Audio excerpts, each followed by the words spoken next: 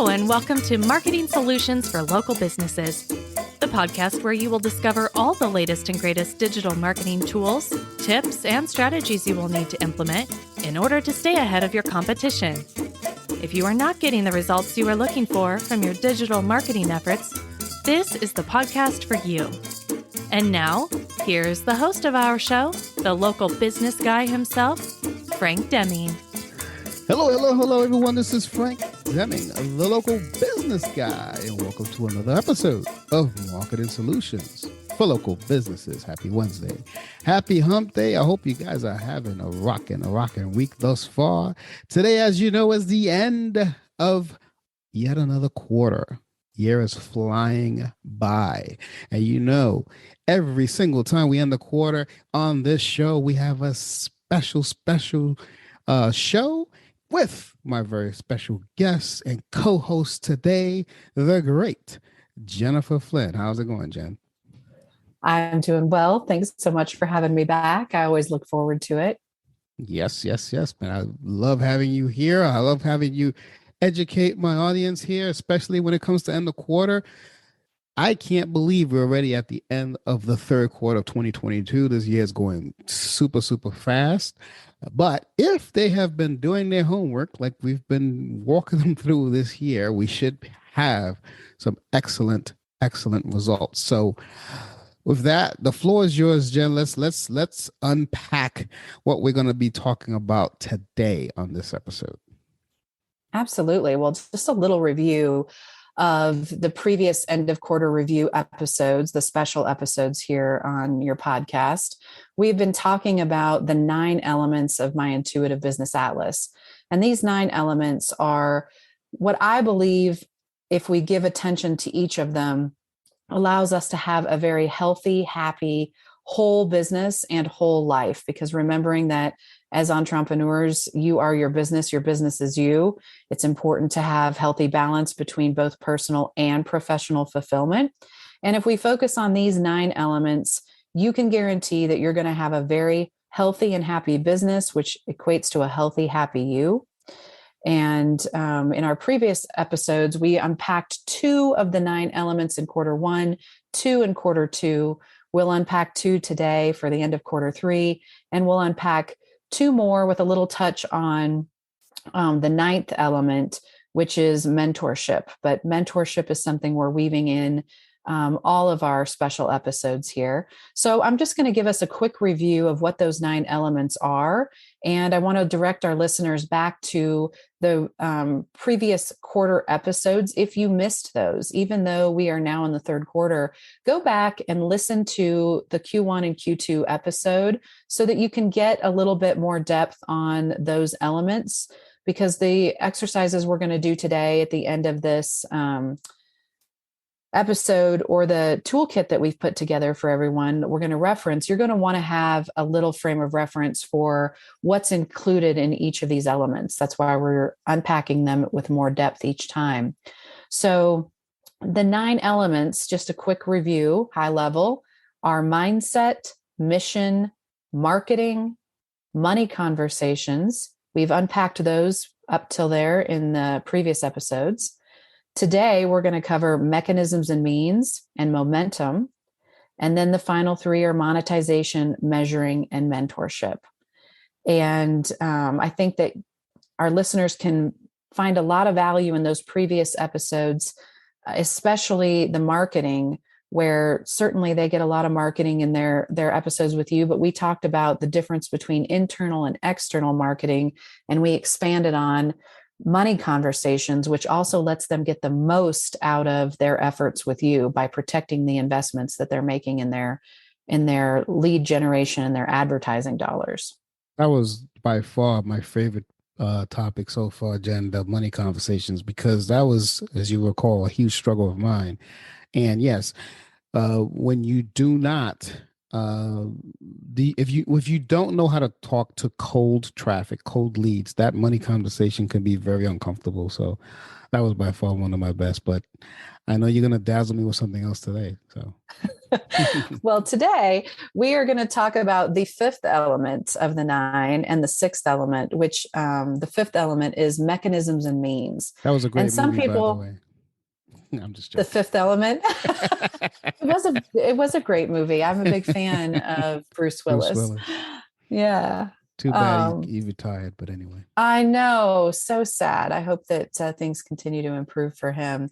But our Mhm. own fifth element today is mechanisms and means. And this is what some people might call systems and processes. But if I'm being honest, I was trying to be clever and keep them all M words because I was on a roll and everything else seemed to be an M word. And I like alliteration.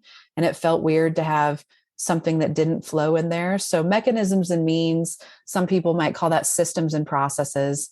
Um, and really, what it comes down to is you have to have things in your business that are doing some of the heavy lifting so that you're free to focus on the parts that are your particular unique gift and brilliance. It's what's going to lead to um, you avoiding burnout, you being able to stay focused on the things you love and having something else to do some of the heavy lifting. So um, when you have systems, not only does it take some of the pressure off of you doing everything in your business, but it also creates consistency. And that allows for things that are repeatable processes to be repeated and to be done so consistently over time. And this is where we like to leverage technology in a lot of ways to help you really get what you need. And sometimes we think about systems, it might mean things from technology, but it also might be any repeatable step in our organization that we follow, like sales. Certainly, when we talked about money conversations, sales has a system to it. When you generate leads, you want to have a process by which you engage with those leads and lead them across the timeline from their first point of contact with you to making their purchase or their investment. But within any system, there are processes where each system has step-by-step instructions for you to follow. And what this allows you to do is to clone yourself with a team, or if you don't want to clone yourself with a team, I'm a team of two, myself and an assistant, and we have really great systems and processes to let us both do what we do best. I don't necessarily want to have a large team, but we can clone ourselves with technology and with systems and processes. So you can clone yourself with a system. And that system does for you automatically the things that you were doing step by step manually yourself every time. And there's a point in business when we have to let go of things in order to have time to do other things that are more money generating or more joy generating. We're going to have to let go of some things. So ideally, mechanisms and means are going to be the things that maybe aren't always the direct money generating activities, but they're the things that free you up to be able to do more of the money generating activities and focus on your particular zone of genius.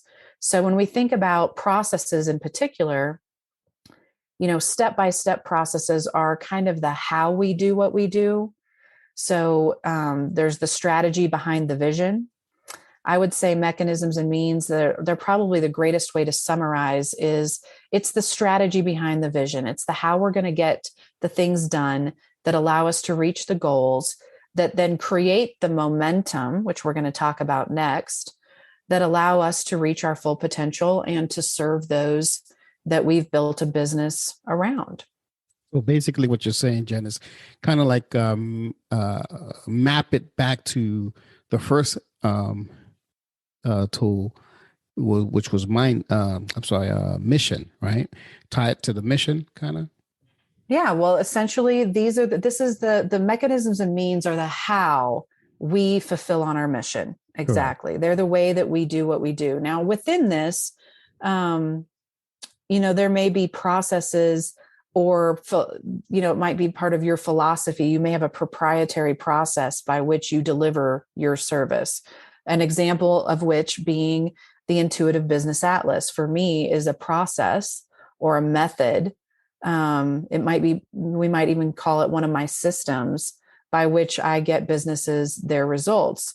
by evaluating these 9 elements in their business and diagnosing where the problem lies, and then creating plans to fix it. So following my process or my system in my business, not only for me to have a healthy business, but also for me to help others have a healthy business. And then within that process, in order for each of these elements to be healthy, we have systems and processes within each of the elements.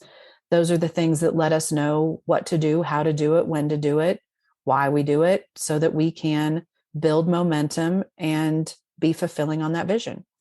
So it's kind of like, Jen, it's kind of like I have 4 R's of marketing, right? I've Yes. got so those 4 R's, I have systems within those 4 R's. If any client of mine follows those 4 R's to the T, I guarantee 25% or more increase in their business for, within 12 months. So it's something like, because I have that whole built in. So it's something like that's what you're talking about.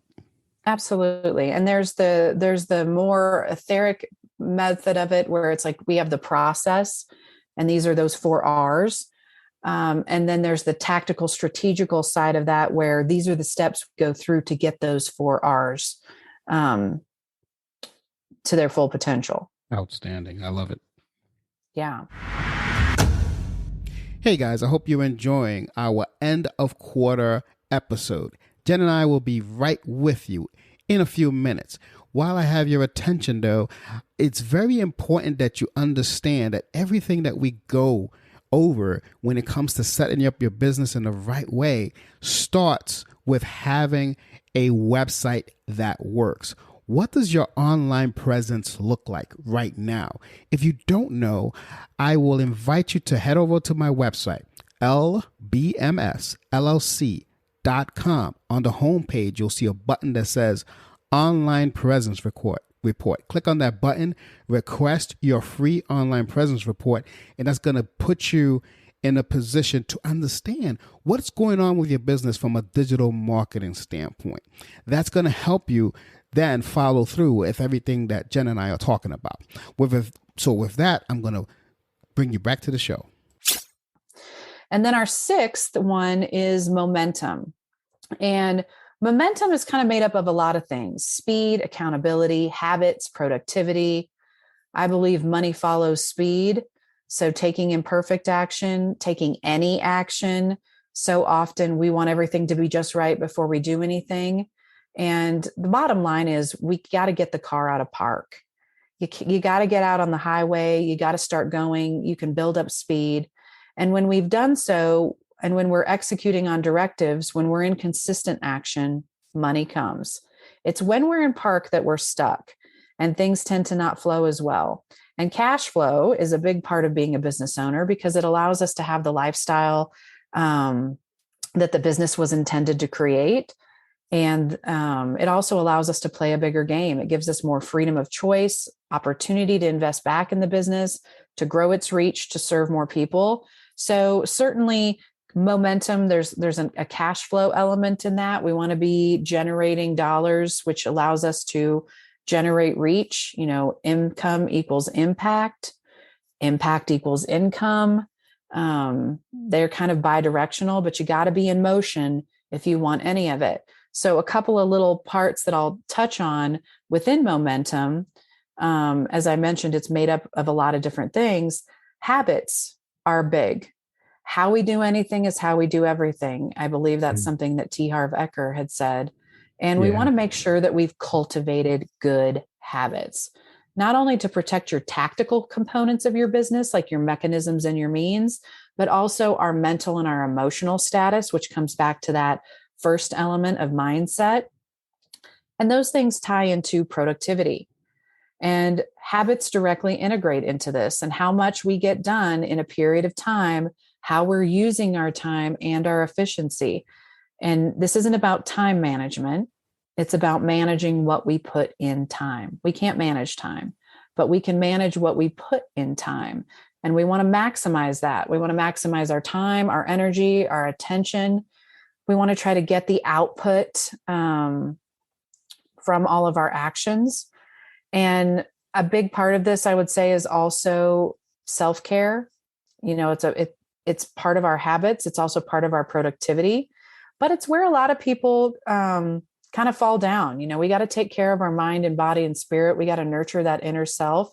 It isn't just all about the tactics and tools. Sometimes you have to slow down to speed up. You have to have time to have good habits that aren't just about business and productivity to get stuff done. It's also about making sure that you have a healthy mindset where you can get out of your business and focus on the bigger picture of why am I doing this in the first place? So, productivity isn't just about the grind, but also making sure we have good balance so that we can use our time maximally. And I don't know if you've ever had this experience where if you're burned out and tired, your productivity falls into the toilet. Like you can take 4 hours to do something that might have taken you 1 because you can't hold the focus. You're tired, you're burned out. So productivity is important, but a big part of productivity isn't just about the grind. It's about making sure that we've got good habits, both inside and outside of work, and that we've got good use of our time, both inside and outside of work. You can't have all your time inside of work, just like you can't have all your time outside of work and think that you're going to reach your goals and maintain any level of momentum. It's funny, Jen. I won't write a blog post if it's not, before 9:00 in the morning. I have to write a blog post I'm usually up, anywhere between 5 and 5:30, and I'm a morning person, and that's when I'm going to write something that's going to be, outstanding. But if I wait until after 9 when the phone starts ringing and, I got clients calling me, I got my staff calling me, et cetera, that blog post is not going to be worth anything. Absolutely. So that's usually my momentum. I have to do it before the phone rings, or else I'm done. I think that's an important thing for all people to consider and really understanding how you're uniquely wired. I know there's a lot of things in the business world that you're not successful unless you're part of the 5 a.m. club. And I think there's certainly some truth in taking the day by storm, but I think it's also important to honor your natural internal clock. And some people are just better at a later part of the day. Some people need to ease into their day, and their productivity is going to happen at the end of a day when they've had stimulus all day long. They're going to write that best blog post at 5 o'clock or just after dinner or whatever it is.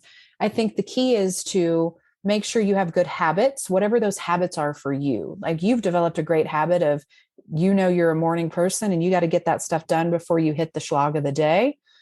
I think everybody has to create their best habit. And that kind of ties into the last component that I would mention around momentum, which is accountability.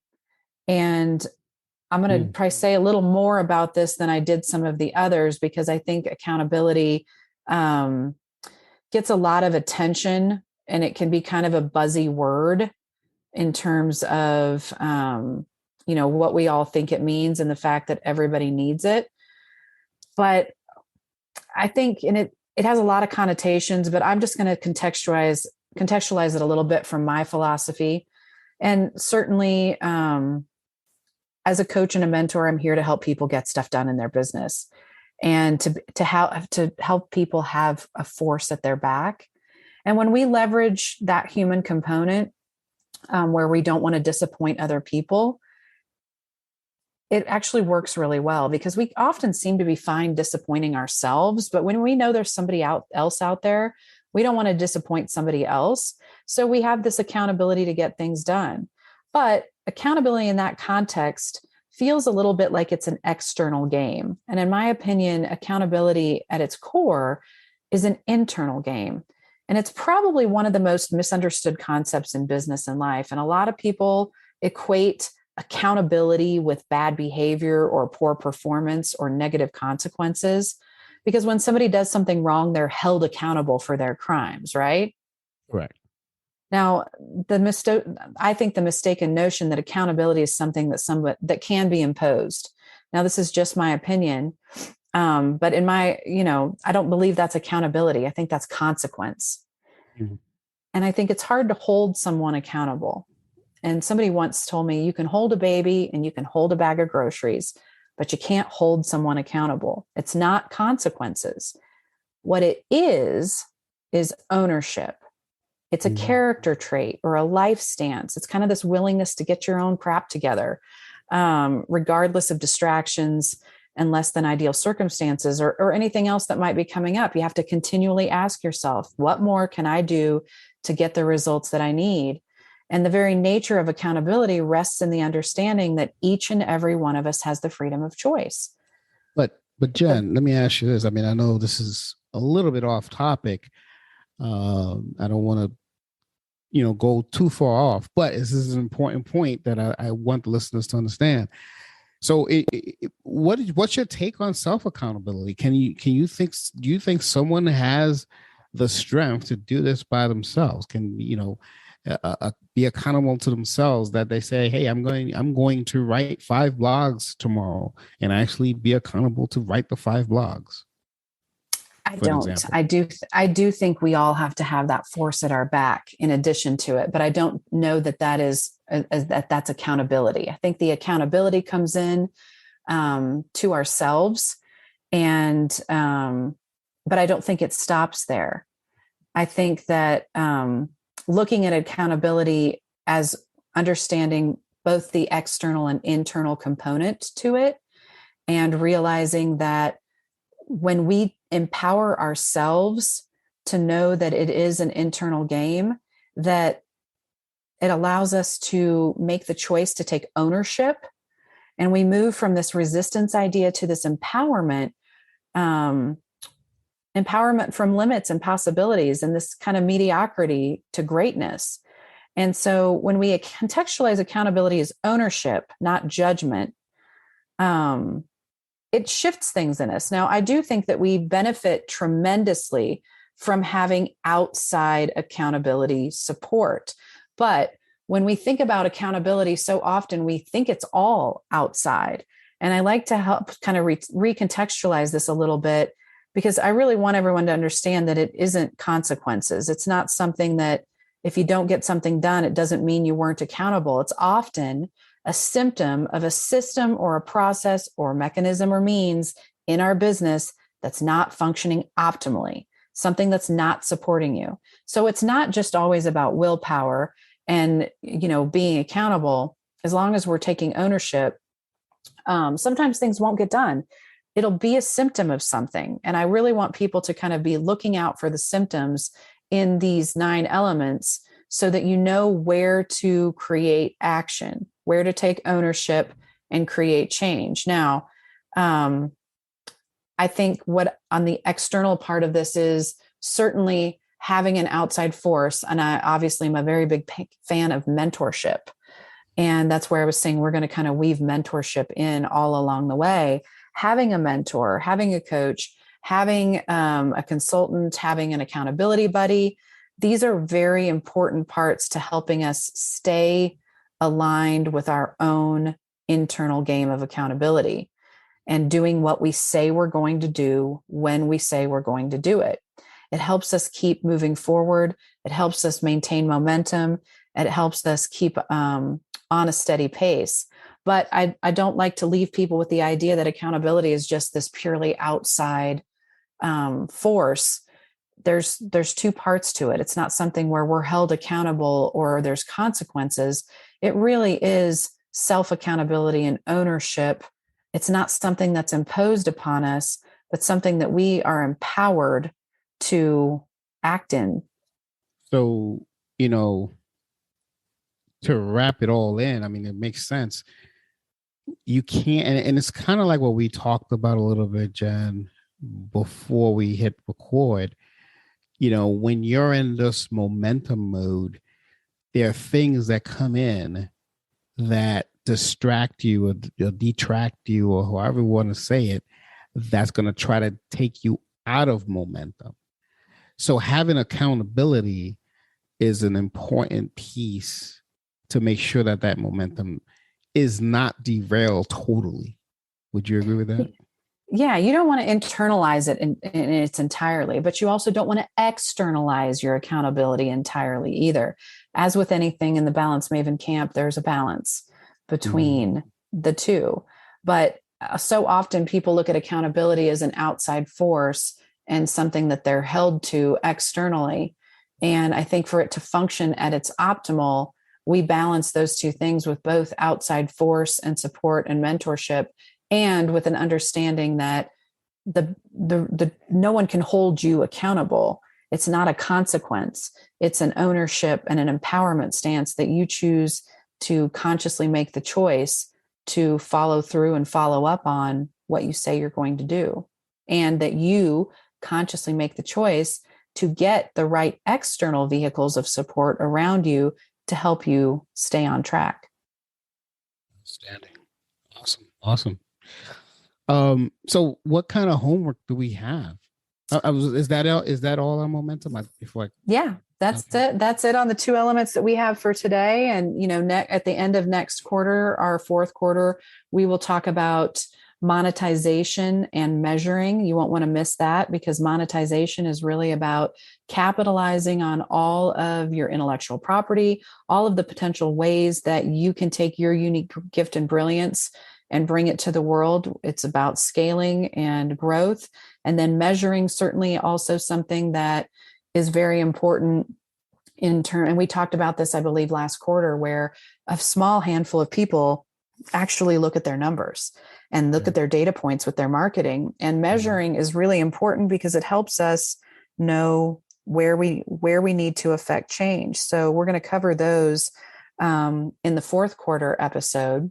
But our homework for now is really, we've created this great toolkit where you can evaluate your quarter. And if you want, you can certainly look at it from a place of the first 3 quarters of the year, how you've done so far this year. If you want to do it just by the quarter, which is what we most recommend, we've put together this toolkit where the first element in this toolkit is our Back to the Future exercise, which is really where you sit down and take stock and you look at what's working, what's not working. And if I could do the quarter over, what would I change? And that allows us to then take the next step, which is to determine what are the new standards that we're going to implement? What am I going to carry forward from this learning? So often we breeze through and we don't stop and get the learning. And the stopping and getting the learning is how we can create change closer to real time, not waiting a whole year to evaluate and decide, but really being able to create that change. Yep, that's important. That's the homework for you guys. That's something that's important. That Back to the Future exercise, I've done it several times, Jenna, and I gotta tell you, it's phenomenal. It's one of the best things because you really, we're working so fast in our businesses. So when you reflect back and you do this, you realize, I could have improved here. I could have some holes here. Oh, wow, this worked really great. This is awesome. I got to do more of that, et cetera, et cetera, et cetera. So I would advise everyone listening to head on over to the show notes, download that toolkit right now. If you listen to the first 2 end of quarter episodes, just follow through. If this is your first one, go back, listen to the first 2 and follow along. This way, this year should be as smooth as silk. Absolutely. And I also think that it's not just for the quarter that you can use that exercise. You can use it for an event in time, a project that you launched, a campaign in your business. You can do it just for a singular topic, just as easily as you can for the whole quarter. We've also included some other tools in that toolkit. One of, I think that's also a very important one is we've given you a chart of all 9 of these elements. And it's really important for you to measure, where do you feel like your performance is in each one of these elements, and really be able to look at which element needs the most attention right now. And if you don't stop to pause and see how you're doing in each one of these, then it can become a very rough ride. We kind of look at it like a wheel, and you'll see when you download this toolkit, we have it set up as a wheel. Each one of the elements is a slice of pie, if you will. And you rate yourself on a scale of 1 to 10, how you feel like your business is doing in that wheel. And then if you shade it in, you can kind of see how some of them are closer. You might have some 2s, you might have some 7s, but when that wheel rolls around, instead of being a smooth ride, it's probably very bumpy. And so the goal isn't necessarily to try to get everything to the 10. What's really the goal in the beginning is to get everything to some sort of equality so that the ride is smoother. And then you can start working on aspects, improving each one of those elements until they're all functioning optimally. But it is kind of a diagnostic tool to help you determine in your business, where do I give the attention? Because if you're not reaching your goals, if you're not happy with your progress or feeling fulfilled, often we don't know where to start.